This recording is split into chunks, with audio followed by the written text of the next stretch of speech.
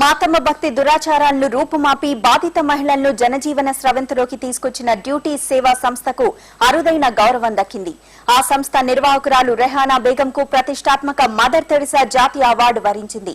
హైదరాబాద్ రవీంద్ర భారతిలో జరిగిన సభలో రెహానాను ఈ అవార్డుతో ప్రభుత్వం సత్కరించింది.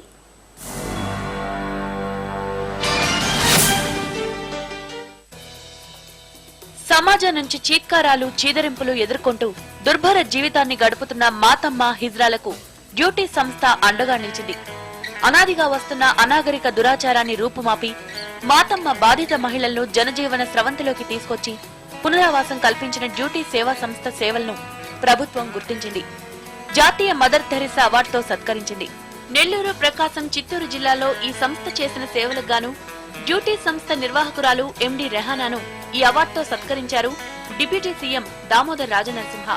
హైదరాబాద్ రవీంద్ర భారతిలో జరిగిన కార్యక్రమంలో ఈ అవార్డు ప్రదానం చేశారు. ఈ అవార్డు మాకు మరింత ఉత్సాహాన్నిచ్చిందని రెహానా తెలిపారు.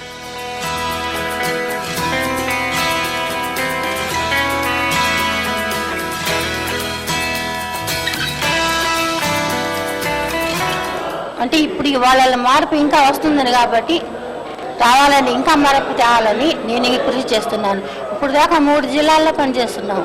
ఇంకా అవార్డు వచ్చిన కారణంగా నేను ఇంకా 6 జిల్లాలు పనిచేయాలని ఆశిస్తున్నాను. మాతమ్మ లాంటి దురాచారాలను రూపుమాపడానికి సమాజంలోని అన్ని వర్గాల నుంచి మద్దతు రావాల్సి ఉందన్నారు డ్యూటీ సంస్థ నిర్వాహకురాలు.